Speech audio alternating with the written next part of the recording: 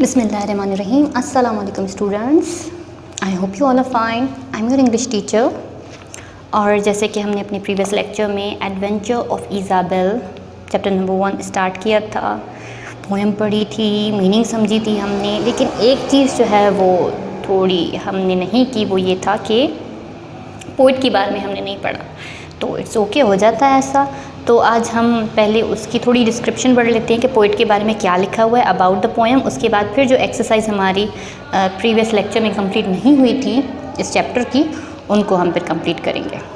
जैसे कि इसमें लिखा है अबाउट द पोइट ऑर्डन नाश, नेम है पोइट का जिसने ये पोएम लिखी है। अब उसके बारे में हमें क्या बता रहे हैं कि वो 1902 में पैदा हुए, जैसे कि यहाँ पे लिखा हुआ है, एंड 1971 में उनकी वफ़ात हुई।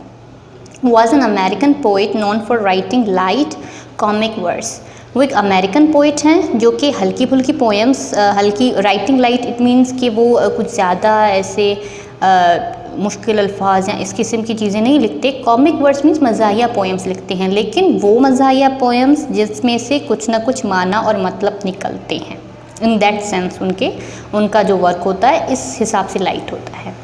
ही रोट ओवर 500 कॉमिक पोएम्स, उन्होंने तकरीबन 500 कॉमिक पोएम्स लिखी हैं।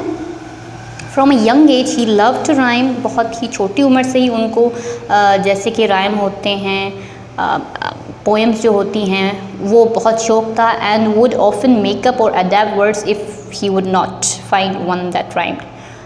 फिर वो ऐसे वर्ड्स को जोड़ के राइम लिखते थे और कुछ चीज़ें हैं वो अडेप्ट कर लेते थे वर्ड्स को, ताकि वो एक राइम सेंस में बन सकें। जैसे कि हम जो पोएम पढ़ के आए हमारा एडवेंचर ऑफ इज़ाबेल, वो जब आप पढ़ेंगे तो आपको लगेगा कि वो एज अ राइमिंग है, वो एज अ सॉन्ग जो हम पढ़ के आए हैं कि वो एक सॉन्ग की तरह है और बहुत ही मज़ेदार है, पढ़ने में मज़ा आ रहा है।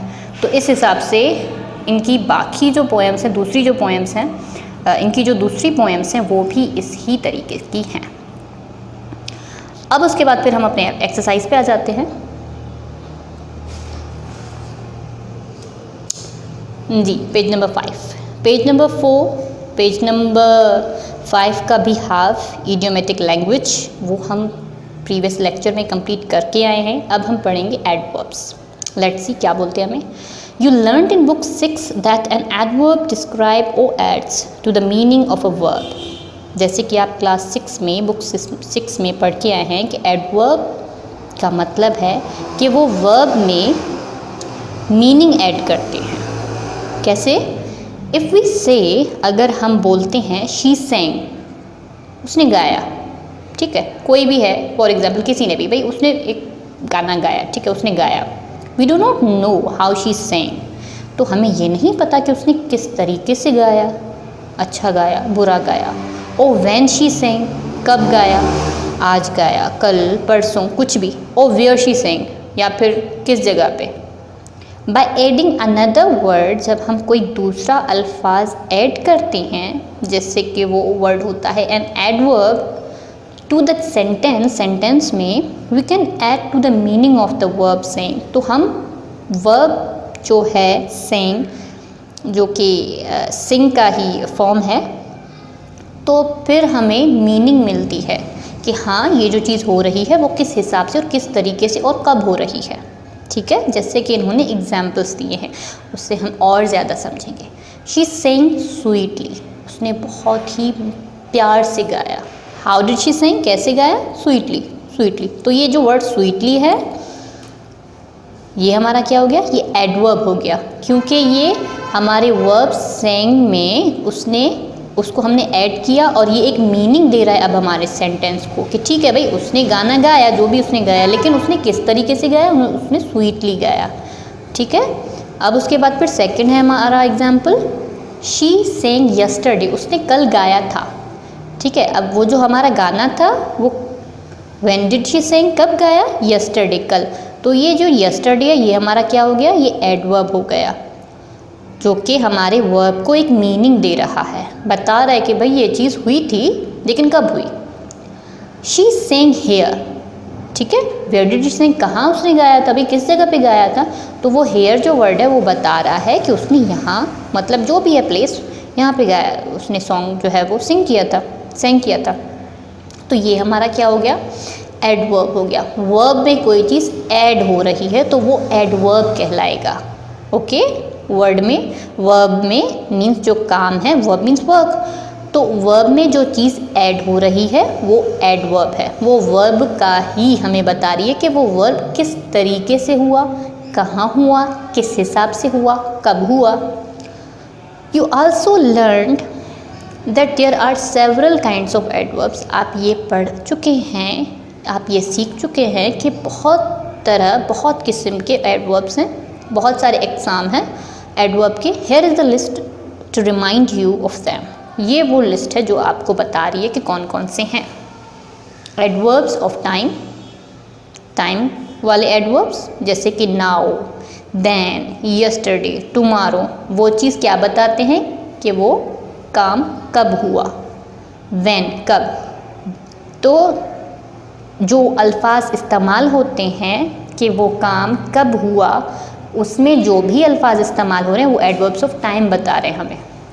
जिस तरीके से हमने एग्जाम्पल में देखा कि भाई शी सेइंग यस्टरडे, उसने कल गाना गाया था, या दूसरे जो भी एग्जाम्पल जिसमें आप नाउ, देन, यस्टरडे, टुमारो इस किस्म के देखें तो वो एडवर्ब्स ऑफ टाइम होंगे। उसके बाद है एडवर्ब्स ऑफ मैनर। मैनर का मतलब हाउ, किस तरीके से वो काम हुआ, क्योंकि वर्ब हमारा है काम, तो यह एडवर्ब वर्ब में ही ऐड हो रहा है, तो वो काम किस हिसाब से हुआ। जैसे कि हमारे एग्जाम्पल में यहाँ पे हमें बताया गया कि वो स्वीटली उसने गाना गाया था, ठीक है, या फिर उसने काम अपना केयरफुली किया, या फिर उसने अपना काम क्वाइटली किया, खामोशी से किया। तो ये एक तरीके के काइंड से हमें बता रहे हैं कि वो काम जो हुआ वो कैसे हुआ, किस तरीके से, किस मैनर से हुआ। तो ये तमाम अल्फाज क्या हो गए, एडवर्ब्स ऑफ मैनर। फिर उसके बाद आता है एडवर्ब्स ऑफ प्लेस। किस जगह पे वो काम हुआ, एवरीवेयर, हर जगह, होम, घर में हुआ, अराउंड, कहीं पास हुआ, हेयर, अभी हुआ, यहीं पे हुआ, सो वेयर मतलब कहाँ। अब कोई काम तो हुआ है, ठीक है भाई, गाना गाया उसने, लेकिन वो उसने गाना कहाँ पे गाया था। जैसे कि यहाँ पे लिखा है शी सेइंग हियर, उसने यहाँ पे गाना गाया था, ठीक है। तो जो चीज़ें, जो जगह या जो वर्ड्स हमें इंडिकेट करते हैं कि भाई वो जगह को इंडिकेट कर रहे हैं कि भाई कब कहाँ हुआ, तो वो तमाम अल्फाज एडवर्ब्स ऑफ प्लेस होंगे। एडवर्ब्स ऑफ कॉज मीन्स क्यों। यहाँ पे एग्जाम्पल नहीं दिया गया आपको क्यों का, लेकिन ये भी एक एडवर्ब है, ठीक है, क्योंकि ये वर्ब में ऐड हो रही है एक चीज़ कि वो क्यों हुआ। अब उसके एग्जाम्पल है बिकॉज। इस बिकॉज अगर वर्ड हम यूज़ करते हैं कि because she was fond of singing, क्योंकि वो सिंगिंग की उसका बहुत शौक़ था, या सिंस या देयरफॉर या फिर फॉर, ये जो अल्फाज हैं ये बता रहे हैं कि वाई, क्यों हुए। तो ये कॉज है, adverbs of cause. Adverb of times, adverbs of manner, adverbs of place, adverbs of cause, ये हमारे एडवर्ब के काइंड्स हैं। ओके बच्चों, सिंपली एडवर्ब मीन्स जो वर्ब में चीज़ ऐड हो और उसमें से कोई एक मीनिंग निकले। पेज नंबर 6 पे है यहाँ पे, और यहाँ पे दो काइंड्स बताए गए हैं। Adverbs of degree means how much, कितने तादाद में, जैसे मच, क्वाइट, वेरी, सो, ये वर्ड्स इंडिकेट करें, ये वर्ड्स जाहिर कर रहे हैं कि वो काम जो हुआ वो कितना हुआ, हाउ मच, उसे हम बोलेंगे एडवर्ब्स ऑफ डिग्री। उसके बाद फिर है adverbs of negation means not, never. तो ये जो हैं ये है काइंड्स हमारे एडवर्ब के। अब हम आ जाते हैं अपने एक्सरसाइज पे। Pick the adverbs in the following sentences and say what words they qualify. यहाँ पे नीचे इन्होंने एग्जाम्पल्स दिए हैं, उनमें से आपको बताना है कि एडवर्ब कौन से हैं और किस काइंड के हैं, किस कैटेगरी में। एडवर्ब के जो हम काइंड्स पढ़ के आए हैं उनमें से किस कैटेगरी में वो आता है। जैसे ही सिंग्स स्वीटली, अब इसमें सिंग जो है वो वर्ब है और ये जो वर्ड स्वीटली है ये हमारा एडवर्ब है, और ये क्या दिखा रहा है, एडवर्ब ऑफ मैनर दिखा रहा है, ठीक है। एडवर्ब ऑफ मैनर कि वो जो चीज़ हुई थी वो हमारी स्वीटली हुई, केयरफुली हुई, या ये जो चीज़ें हैं वो हमारा मैनर दिखाती हैं, एडवर्ब ऑफ मैनर कहलाती हैं। काम को किस हिसाब से, किस तरीके से किया गया। अब उसके बाद फिर है quickly taking a left turn she disappeared round the corner. ये अब मैं इनके तो आपको नहीं बताऊंगी, ये आपके होमवर्क हैं, ये आपको सॉल्व करके देन फिर मुझे सेंड करने हैं मेरे व्हाट्सएप नंबर पे। They don't tell him much because he tells tales. They slept beside their parents. He came for his bicycle but left since it was missing. पीछे एग्जाम्पल्स देखेंगे आपको खुद ब खुद समझ आ जाएगा कि इनमें से कौन कौन से एडवर्ब्स हैं और किन कैटेगरीज में हम इन्हें रख सकते हैं, किस तरीके से ये वर्ड्स कौन से काइंड्स में क्वालिफाई करते हैं। उसके बाद फिर हमारा number 2, look through the first 10 lines of the poem and find all the verbs. पहले 10 लाइन पोएम के देखें और उसमें जो भी वर्ब्स हैं उनको लिखें। बहुत आसान है। वर्ब मीन्स वर्क, आप देख सकते हैं, वर्ब तो आप पिछली क्लासेस में भी पढ़ के आए हैं। तो आप 10 लाइन्स में देखें, जो भी वर्ब हैं वो एक पेज पे लिखें एंड देन मुझे सेंड करें। फिर number 3, find 2 verb adverbs in the first 10 lines. पहले 10 लाइन्स में 2 एडवर्ब्स ढूंढें, what kind of adverbs they are, और फिर बताएं कि वो कौन से काइंड के एडवर्ब्स हैं। ये भी आपका होमवर्क है।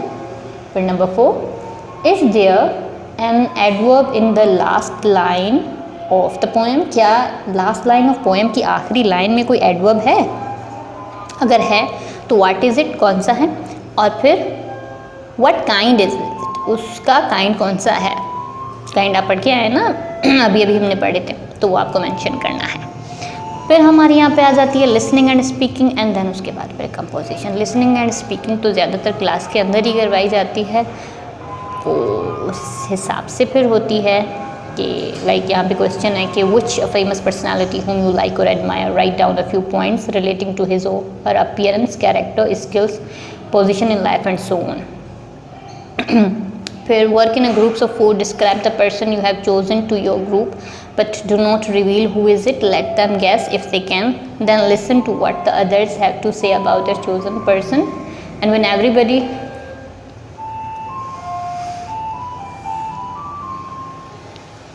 everybody in your group has spoken, start again. This time tell to the others why you made your choice, what is about the person you selected that you admire, give some good reasons for your choice.